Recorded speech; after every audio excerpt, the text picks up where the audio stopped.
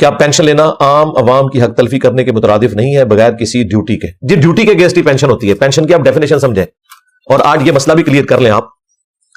ये जो आज भी गवर्नमेंट ने एक तमाशा उदम मचाया हुआ है, अपोजिशन ने भी और गवर्नमेंट भी उनकी बहकावे में आ गई है कि जी हम ये जो मुफ्त यूनिट है ये माफ कर देंगे, खत्म कर देंगे वापडा वालों के और फलां के।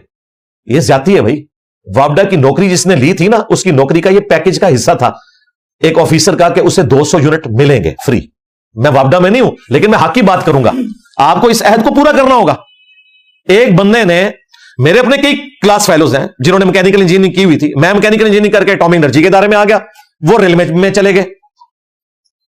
मेरी तनख्वाह थी 1.25 लाख रुपया, उनकी तनख्वाह थी 60,000 रुपया, मेरी डबल तनख्वाह थी उनसे, लेकिन उन्हें 7 रेलवे के टिकट मिल जाते थे। अब ये बड़ा जुल्म है कि कल को कोई रेलवे की बात निकले तो आपके इनके टिकट खत्म करो। और भाई उन्होंने जो रेलवे की नौकरी की थी 60,000 रुपए इसलिए कि उन्हें बाकी बेनिफिट मिलेंगे। मेरे साथ कई लोग जो इलेक्ट्रिकल इंजीनियरिंग वाले थे वो वापडा में चले गए, उनकी तनख्वाह हमसे आधी थी, लेकिन वो इस उम्मीद पे थे कि ठीक है यार हमें ये 200 यूनिट अभी मिल रहे हैं और रिटायरमेंट के बाद भी मिलते रहेंगे। ओवरऑल चलो at the end of the day हमारी तनख्वाह भी उनके बराबर नहीं तो करीब करीब हो जाएगी। ये तो बड़ा जुल्म है कि आप उनसे ये ले लें। ये उस सूरत में आप कर सकते हैं जब नौकरी देने से पहले आप डिक्लेयर करें। जो इस बुनियाद पे नौकरी ले चुके हैं उनके यूनिट आप खत्म नहीं कर सकते, ये जुल्म है। और ये करके भी देख लें, मैं आपको आज बता रहा हूं सुप्रीम कोर्ट में जाके केस उड़ जाएगा, क्योंकि इन्होंने जो मुआयदा किया हुआ है ना, इनको इस मुआयदे के तहत हमने नौकरी पे रखा है, उसमें लिखा हुआ है। हां, आमदन नहीं भर्तियों वालों को कह सकते हैं तो वो फिर इंशाल्लाह आएंगे भी नहीं इनके पास। भाई एक बंदे ने अगर वापडा में आके 60,000 की तनख्वाह लेनी है तो भाई वो फ्रूट की रेडी क्यों ना लगा ले, जलील हो इधर आके। वो इन्हीं उम्मीद पे आते हैं। रहा पेंशन का मामला, तो पेंशन भी उस पैकेज का हिस्सा होता है कि मैं 30 साल अपनी जिंदगी के हुकूमत को दूंगा और जब मैं बूढ़ा हो जाऊंगा तो हुकूमत मेरा खर्चा उठाएगी, इसलिए कि मैंने सर्व किया। अब ये कहें कि सर्व तो 30 साल किया है तो खर्चा 60 साल का क्यों?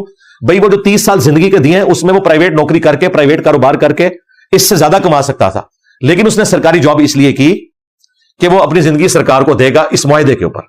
आपको ये अजीब लग रहा होगा, वो आपको अजीब इसलिए लग रहा है कि आपके मुल्क में तो नौकरियां है नहीं है। जिन मुल्कों में सरकारी नौकरियां हैं ना, वहां पे लोग नौकरी नहीं करते। आपके मुल्क में तो लोग फौज की नौकरी के लिए राल टपक रही होती है। सऊदी अरब में मार के भी कोई फौज की नौकरी नहीं करता, क्योंकि पैसा लोगों के पास। वो कहते हैं क्यों जान स्टेक पे लगाएं। इधर भी ये जितने बड़े ऑफिसर जर्नैल हैं, इनके बच्चे फौज में तो कोई नहीं है। उन्होंने कहा हमने अपने बच्चों के लिए प्लाट भी बना लिए, सब कुछ कर लिया, बच्चों तुम मौज मारो।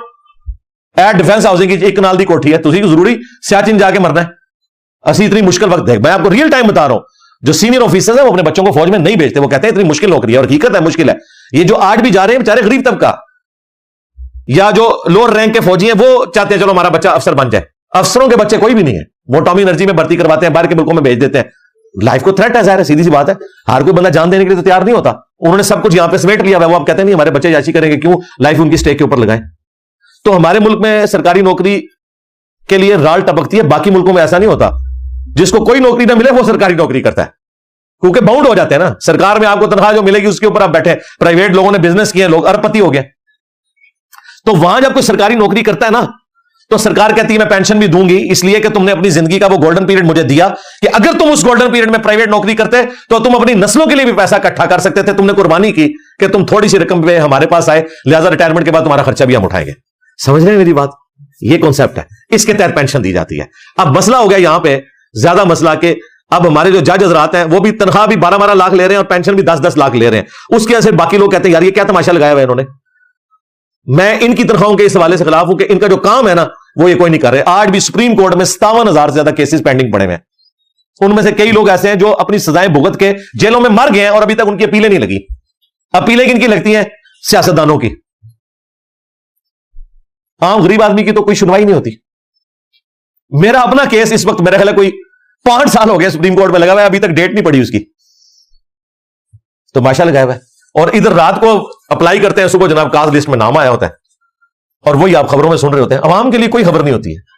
अवाम के लिए खबर यही है कि फलां लीडर जो है वो अब जेल में जा रहा है, फलां ने यू टर्न ले लिया है, फलां जो है वो उसे बेल मिल गई है, फलां के ऊपर फलां केस बनाने लगे हैं।